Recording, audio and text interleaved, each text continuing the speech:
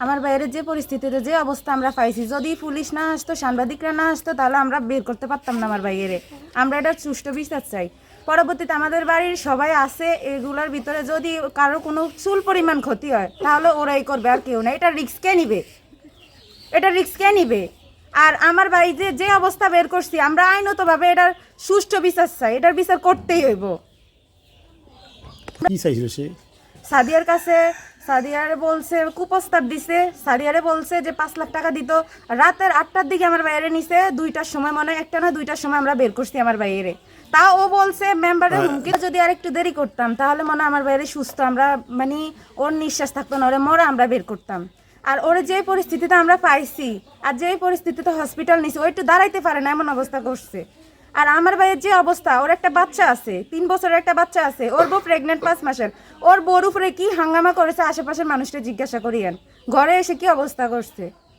আমরা এটা সুষ্ঠু বিচার চাই। আমরা পুলিশ আসছে, সাংবাদিক আসছে, তারপরে আমরা বের করছি। ও বলছে যে ওর এটার ভিতরে যদি আমার বাইরে টুকরা টুকরা করে 7 দিনও রাখে, কারোর সাবাসে দিত না যে এটার ভিত্তি করতো। তারপরে আমার মামা যদি এটার মধ্যে ইয়ে করে, চেয়ারম্যানে করে, এটা ইয়ে করতো না মেম্বার আর কি।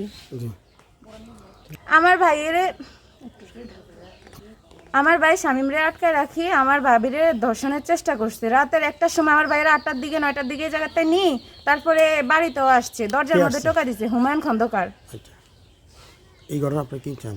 সুষ্ঠু বিচার চাই, চাই। যার একটা যোগ্য বিচার করে দিবেন।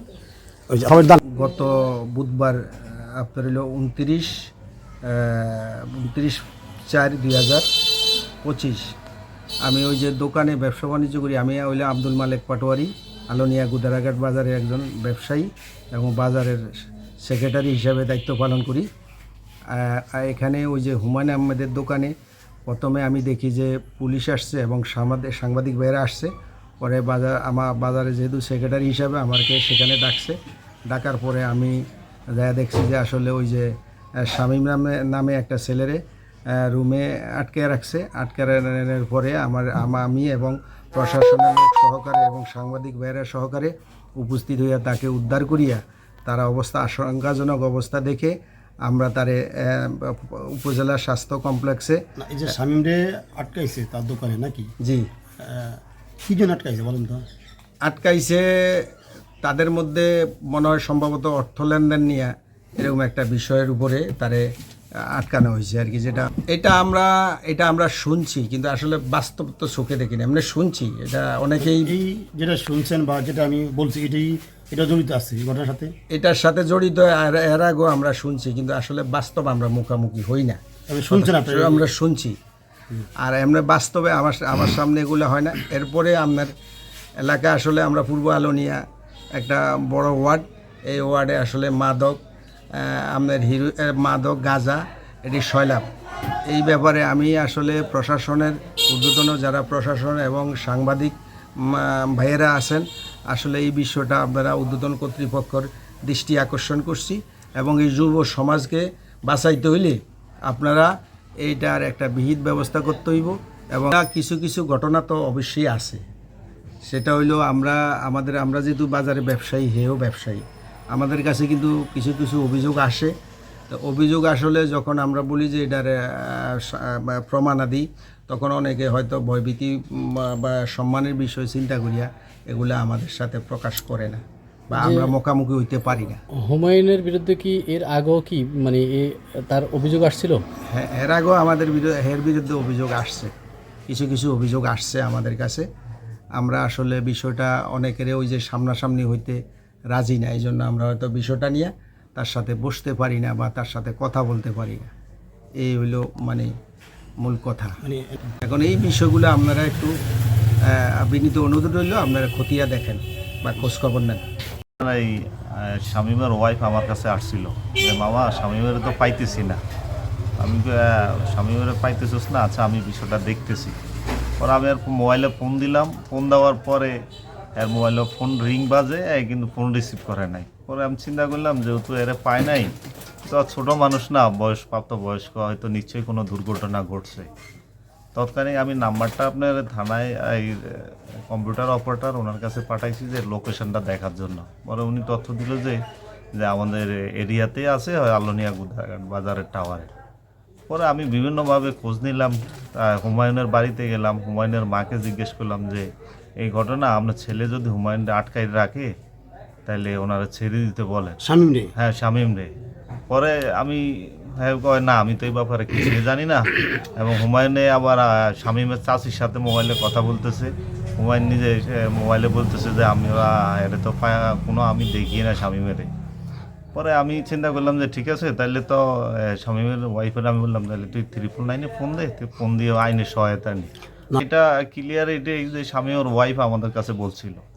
আমার কাছে তো রাত্রে কোনো মেসেজ নাই, এটা সকালে আমি বিষয়টা জানি আর কি। রাত্রে আমি কোনো কিছু এই বিষয়ে আমার অবগত করে নাই। পরে আমি করলাম যে তোরা যদি এটা বলিয়া থাকে তুই আমার কষ্ট নাই কেন। আমি ভয়ে বলি না যে হয়তো আমার উপরে কোনো রাত্রেবেলা কোনো আঘাত করবো। আমি রাত্রে ঘর থেকেও কোনো বাইরে নেই। হ্যাঁ, যখন আমার বাড়িতে আইসে আমি দ্রুত আমি দরজা বন্ধ এই যে করে হুমাকে কেন এত ভয় করতেছে এলাকার মানুষ? এলাকার মানুষ ভয় করতে আসলে মাদকাসক্ত যারা যারা নেশাগ্রস্ত, এদের কোনো চরিত্র নাই, এদের কারণে আমাদের সমাজটা ধ্বংস। ঠিক আছে, এখন পরে 999-এ ফোন দেওয়ার পরে আপনার এই গুদারাঘাট বাজার যেহেতু এর দোকান আছে, দোকানে শাটার বা ইয়ে করতে আওয়াজ দিছে, খোলে নাই। পরে পুলিশ প্রশাসন এবং সাংবাদিকের মাধ্যমে ওনারা তালা আপনার ইয়ে দিয়ে কাটি, গ্যান্ডি মেশিন দিয়ে কাটি, ভিতরে ঢুকি দেখছে শামীমকে অচেতন অবস্থায় পাওয়া গেছে আর কি। পরে তৎক্ষণিক আগে জরুরি স্বাস্থ্য কমপ্লেক্সে নেওয়া হয় ফরিদগঞ্জে। পরে সেখান থেকে ওনারা রেফার করে চাঁদপুর সদরে। আচ্ছা, এই যে আপনার শামীমের সাথে যে কাজটা করা হয়েছে, হুমা সে কি এই ধরনের কাজের সাথে বিভিন্ন সময় জড়িত ছিল? এই ধরনের রেকর্ড আছে? বিভিন্ন সময় জড়িত ছিল, এটা আমাদের কাছে বিভিন্নভাবে বিভিন্ন অ্যাঙ্গেলে অনেকেই অভিযোগ দিছে। কিন্তু আমরা বললাম যে লিখিতভাবে আপনারা অভিযোগ দেন। অনেকে ভয়ে আতঙ্কে অভিযোগ দেয় নাই লিখিতভাবে।